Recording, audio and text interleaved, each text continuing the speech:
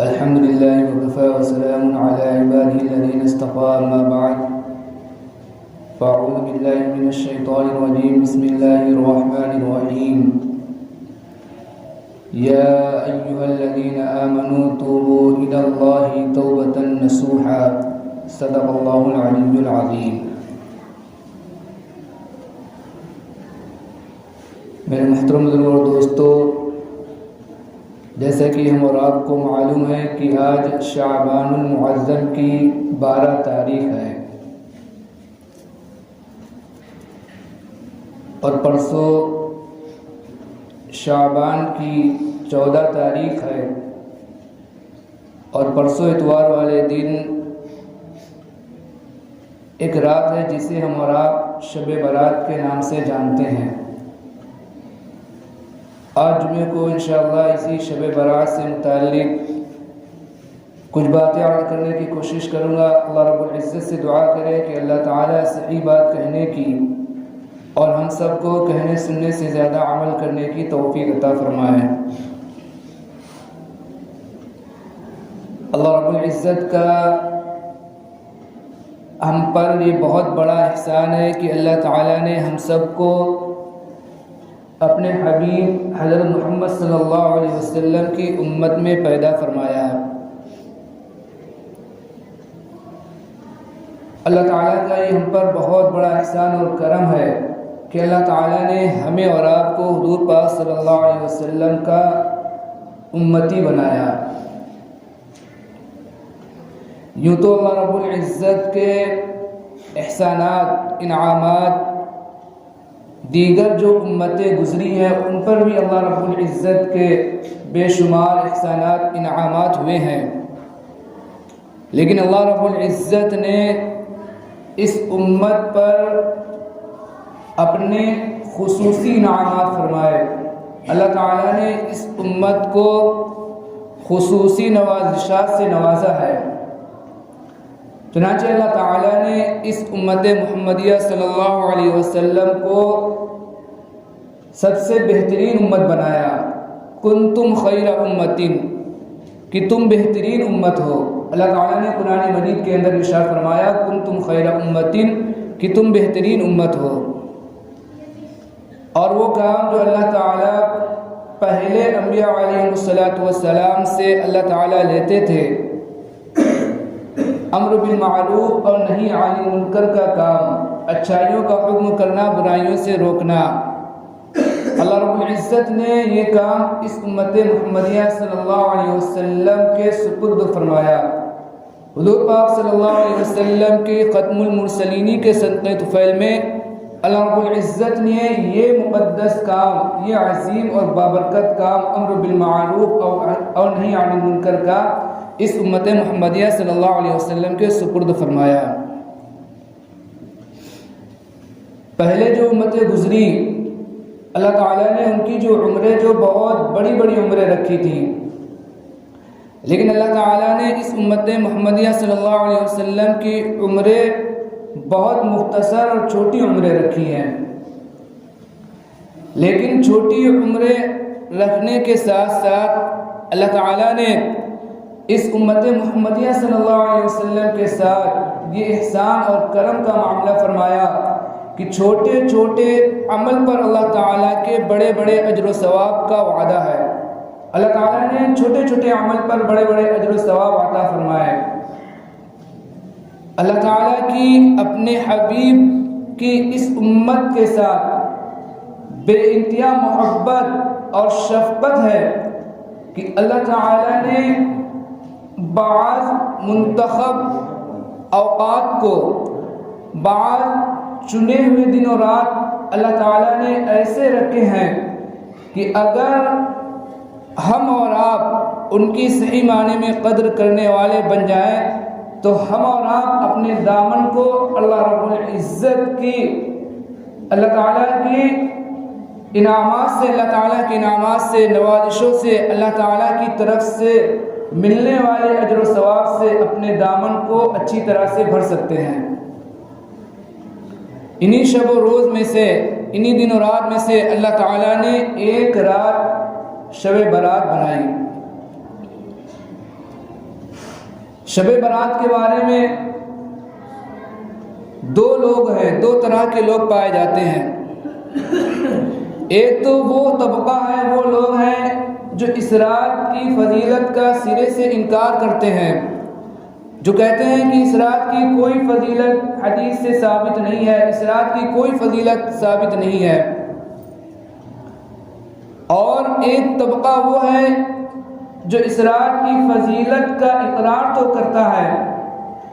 اس رات کو فضیلت والا، اہمیت والا تو مانتا ہے، لیکن ساتھ ساتھ اس طبقے نے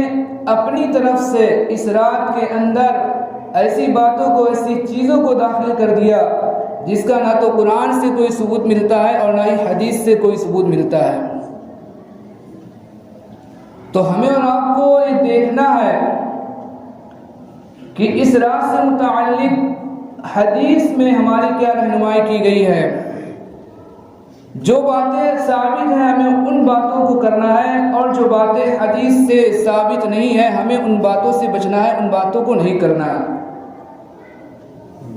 صحابہ کا زمانہ، تابعین کا زمانہ، تبع تابعین کا زمانہ، ان زمانوں کے اندر بھی اس رات کا خصوصی اہتمام کیا جاتا تھا اور خصوصی عبادت کا اہتمام کیا جاتا تھا۔ لیکن اس رات کے اندر یہ کہنا، کسی عبادت کو خاص طور پر کرنا یا کسی عبادت کو خاص شکل دے کر اس کو کرنا اس رات کے اندر، یہ جو ثابت نہیں ہے۔ عام طور پر آدمی جو عبادت کرنا چاہے اس رات کے اندر کرے، نماز پڑھے، تلاوت کرے، قرآن مجید پڑھے، ذکر و اذکار کرے، تسبیح پڑھے، یہ جو عبادتیں انسان کرے، لیکن کوئی یہ کہنا کہ اس رات کے اندر خصوصی عبادت ثابت ہے تو یہ صحیح نہیں ہے۔ ہم اس رات کے اندر عبادت کریں، نماز پڑھیں، اس رات کے اندر قرآن پڑھیں، تسبیح پڑھیں، ذکر و اذکار کریں، اللہ تعالیٰ سے اپنے گناہوں کی معافی مانگے،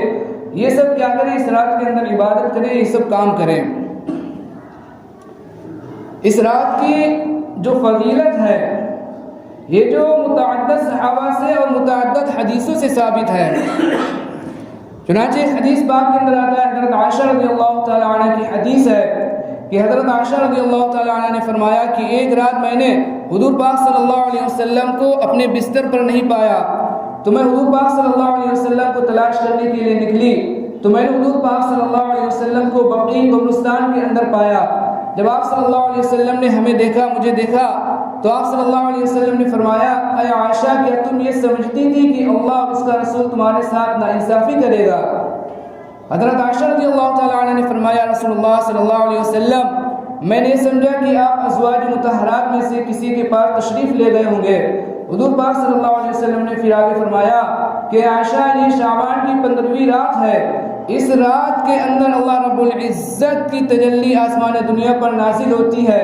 اور قبیلے بنو کلب کی جتنی بکریاں ہیں ان بکریوں پر جو بال ہے اس سے زیادہ اللہ رب العزت اس رات کے اندر لوگوں کو جہنم سے خلاصی نصیب فرماتے ہیں، اس رات کے اندر لوگوں کی بخشش فرماتے ہیں۔ اور قبیلے جو بنو کلب کا جو قبیلہ تھا، اس قبیلے کے اندر بہت زیادہ بکریاں پالنے کا رواج تھا، کثرت سے بکریاں پالی جاتی تھیں۔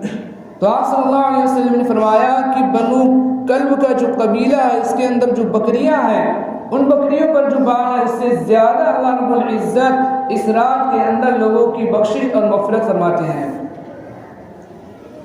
اسی طرح حضرت علی رضی اللہ تعالیٰ عنہ سے بھی ایک روایت ہے کہ حضرت علی رضی اللہ تعالیٰ عنہ نے فرمایا کہ حضور پاک صلی اللہ علیہ وسلم نے ارشاد فرمایا کہ شعبان کی 15ویں رات کو، رات میں کیا ہے؟ قیام کرو اور دن میں روزہ رکھو، یعنی رات میں عبادت کرو اور دن کو روزہ رکھو، اس لیے کہ اللہ رب العزت کی تجلی جو رات میں سورج کے غروب ہونے کے بعد آسمان دنیا پر نازل ہوتی ہے، اور اللہ تعالیٰ کی طرف سے یہ اعلان ہوتا ہے کہ ہے کوئی بخشش چاہنے والا کہ جس کی بخشش کی جائے، ہے کوئی رزق چاہنے والا کہ جس کو رزق عطا کیا جائے، ہے کوئی مصیبت زدہ کہ جس کی مصیبت کو دور کیا جائے، ہے کوئی فلاں حاجت والا کہ اس کی حاجت اور ضرورت کو پورا کیا جائے، اور یہ اعلان صبح شادی تک ہوتا رہتا ہے۔ اسی طرح حضرت عائشہ رضی اللہ تعالی عنہ کی ایک اور حدیث ہے کہ حضور پاک صلی اللہ علیہ وسلم نے حضرت عائشہ رضی اللہ تعالی عنہ سے فرمایا کہ عائشہ تمہیں معلوم ہے کہ اس رات میں کیا ہے؟ حضرت عائشہ رضی اللہ تعالی عنہ نے فرمایا کہ یا رسول اللہ صلی اللہ علیہ وسلم اس رات میں کیا ہے؟ تو آپ صلی اللہ علیہ وسلم نے فرمایا کہ جو بھی بچہ پیدا ہونے والا ہوتا ہے اللہ رب العزت اس رات کے اندر لکھتا ہے کہ آئندہ کون بچہ پیدا ہونے والا ہے اور کون وفات پانے والا ہے، وہ بھی اس رات کے اندر لکھا جاتا ہے، اور لوگوں کا جو رزق ہے وہ بھی اس رات کے اندر اتارا جاتا ہے، اور اللہ تعالیٰ کے حضور میں لوگوں کے اعمال جو پیش کیے جاتے ہیں۔ پھر حضرت عائشہ رضی اللہ تعالیٰ عنہ نے حضور پاک صلی اللہ علیہ وسلم سے پوچھا یا رسول اللہ صلی اللہ علیہ وسلم کیا کوئی ایسا ہے جو اللہ تعالیٰ کی رحمت کے بغیر جنت کے اندر داخل ہو جائے؟ تو آپ صلی اللہ علیہ وسلم نے فرمایا کہ کوئی بھی ایسا نہیں ہے جو اللہ تعالیٰ کی رحمت کے بغیر جنت میں داخل ہو۔ آپ صلی اللہ علیہ وسلم نے 3 مرتبہ یہ ارشاد فرمایا۔ پھر حضرت عائشہ رضی اللہ تعالیٰ عنہ نے فرمایا کہ یا رسول اللہ صلی اللہ علیہ وسلم آپ بھی اللہ تعالیٰ کی رحمت کے بغیر جنت میں نہیں جا سکتے، داخل ہو سکتے؟ تو آپ صلی اللہ علیہ وسلم نے فرمایا اے عائشہ میں بھی نہیں داخل ہو سکتا مگر یہ کہ اللہ تعالیٰ مجھے اپنی رحمت سے ڈھانپ لے۔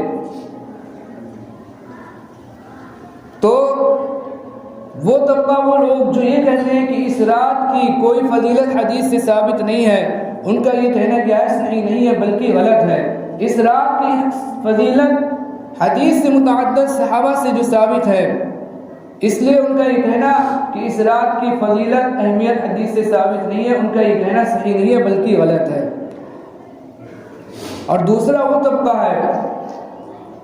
کہ جو اس رات کو فضیلت والا مانتا ہے، اس رات کی فضیلت اور اہمیت کا اقرار کرتا ہے،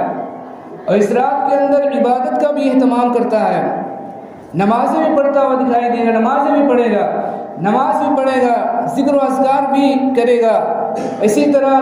تلاوت بھی کرے گا، اللہ تعالیٰ کے حضور دعا بھی کرے گا، بہت ساری عبادت اس رات کے اندر کرے گا، لیکن اس طبقے نے اپنی طرف سے اس رات کے اندر بعض ایسی چیزوں کو داخل کر دیا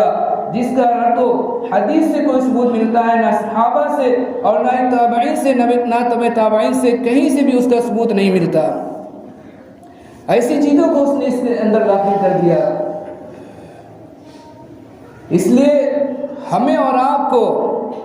اس رات کے اندر وہ کام کرنا چاہیے جن کاموں کا حدیث سے ثبوت ملتا ہے، جن کاموں کا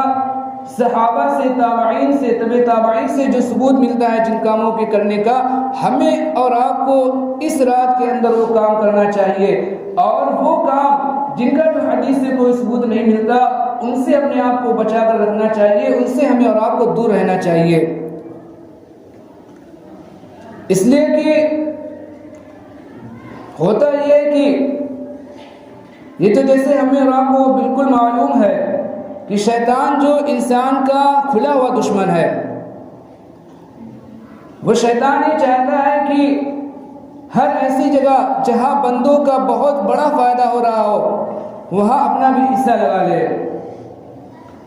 تو جب شیطان نے دیکھا کہ حدیث کے اندر اتنی بڑی بڑی فضیلت بیان کی گئی کہ قبیلے بنو کلب کے اندر جتنی بکریاں ہیں ان پر جو بال ہے اس سے زیادہ لوگوں کی مغفرت کی جاتی ہے، تو شیطان نے یہ سوچا کہ مجھے بھی اپنا اس رات کے اندر حصہ لگانا چاہیے، میں بھی اپنا اس رات کے اندر حصہ لگا لوں تاکہ جو یہ لوگ کیا ہے اس رات کی فضیلت سے محروم ہو جائیں، اللہ تعالیٰ کی بخشش سے اور مغفرت سے کیا ہو جائے، دور ہو جائے، محروم ہو جائے۔ اس لیے شیطان نے کیا کرا، ہمیں اور آپ کے ذہن کے اندر ایسی ایسی باتیں ڈال دی اور ہم اور آپ وہ باتیں کرنے لگے جس کا جو ثبوت نہ حدیث سے ملتا ہے نہ صحابہ سے ملتا ہے، جس کی وجہ سے جو رات کی فضیلت ہوتی ہے اور جو رات کی اہمیت ہوتی ہے اور جو رات کے انوارات اور جو برکتیں ہوتی ہیں اور اللہ تعالیٰ کی جو تجلی اس رات کے اندر نازل ہوتی ہے، ان تمام انوارات اور برکتوں سے ہم اور آپ کیا ہو جاتے ہیں، دور ہو جاتے ہیں۔ اس لیے اس رات کے اندر آتش بازی کرنا، پٹاخے پھٹانا، اسی طرح گلیوں کوچوں کے اندر واویلا کرنا، چلاتے پھرنا کہ جس سے لوگوں کو تکلیف پہنچے، ان تمام باتوں سے ہمیں اور آپ کو بچنا چاہیے۔ حالانکہ ہونا یہ چاہیے کہ جو آدمی جہاں تک ہو سکے چھپ کر عبادت کے اندر، ذکر و اذکار کے اندر کیا کرے، رات کو گزارے، کہ وہ جانے اور اس کا رب جانے کہ وہ اس رات کے اندر کیا عبادت کر رہا ہے اور اللہ تعالیٰ کے سامنے کس طرح جو اپنی رات کو گزار رہا ہے۔ تو خلاصہ یہ ہوا، ساری بات کا خلاصہ یہ ہوا کہ یہ جو رات ہے، یہ جو شب برات ہے، یہ انتہائی اہمیت اور فضیلت کی حامل رات ہے، لیکن ہمیں اور آپ کو اس رات کے اندر وہ کام کرنا چاہیے، وہ چیزیں کرنا چاہیے جن کام کا، جن چیزوں کا ثبوت حدیث کے اندر ملتا ہے۔ مختصر طور پر یہ ہے کہ اس رات کے اندر ہم عبادت کریں، نماز پڑھیں، تلاوت کریں، ذکر و اذکار کریں، اللہ تعالیٰ سے دعا کریں، اللہ تعالیٰ کے سامنے اپنی ضرورتوں کو رکھیں، اللہ تعالیٰ کے سامنے اپنی حاجتوں کو رکھیں، اور اللہ تعالیٰ سے اپنی جو مغفرت کے لیے دعا کریں، اپنے لیے دعا کریں، گھر والوں کے لیے دعا کریں، سارے مومن مومنات کے لیے دعا کریں، اور دن کو کیا کریں، ہم روزہ رکھیں۔ اور ایک عمل اور ہے جس کو ہم اور آپ بغیر ضروری سمجھے ہوئے کر سکتے ہیں، یعنی ہم اور آپ اس عمل کو کر سکتے ہیں لیکن اس عمل کو ہمیں اور آپ کو ضروری نہیں سمجھنا، بس یہ سمجھنا ہے کہ حضور پاک صلی اللہ علیہ وسلم نے کیا، آپ صلی اللہ علیہ وسلم نے پوری زندگی میں صرف ایک مرتبہ وہ عمل کیا ہے، اس نیت سے کہ حضور پاک صلی اللہ علیہ وسلم نے اپنی زندگی میں ایک مرتبہ کیا ہے، بغیر ضروری سمجھے ہوئے اور بغیر کسی کو طعنہ دیے بغیر کہ اگر وہ شخص اس عمل کو نہیں کر رہا تو ہم اس کو برا نہ سمجھیں، بغیر ضروری سمجھے ہوئے ہم وہ عمل کر سکتے ہیں، وہ عمل ہے قبرستان کے اندر جانا۔ لیکن اس عمل کو ہم ضروری نہ سمجھیں، ضروری سمجھے بغیر اگر کرنا چاہیں تو ہم کر سکتے ہیں، اس لیے کہ پوری زندگی میں حضور پاک صلی اللہ علیہ وسلم سے صرف ایک مرتبہ قبرستان کے اندر جانا ثابت ہے، اس لیے بغیر ضروری سمجھے ہوئے ہم قبرستان جا سکتے ہیں۔ اگر کوئی نہیں جا رہا تو ہم اس کو برا نہ سمجھیں، اس کو ملامت نہ کریں۔ تو اس رات کے اندر جو کام کرنے کے ہیں وہ کیا ہے کہ ہم اس رات کے اندر عبادت کریں، اور دوسرا کیا ہے، دن کو روزہ رکھیں، اور تیسرا یہ ہے کہ ہم بغیر ضروری سمجھے ہوئے، بغیر لازم اور ضروری سمجھے ہوئے، اس رات کا جز سمجھے بغیر اگر ہم جو قبرستان جانا چاہیں تو جا سکتے ہیں۔ یہ جو باتیں تھی شب برات سے متعلق آپ کے سامنے عرض کی گئی، اللہ تعالیٰ سے دعا کریں کہ اللہ تعالیٰ ہمیں اور آپ کو دین کی صحیح سمجھ عطا فرمائے، اور اللہ تعالیٰ ہمیں صحیح معنی میں شریعت و سنت کا اتباع کرنے والا بنائے، آمین۔ وما علینا الا البلاغ المبین۔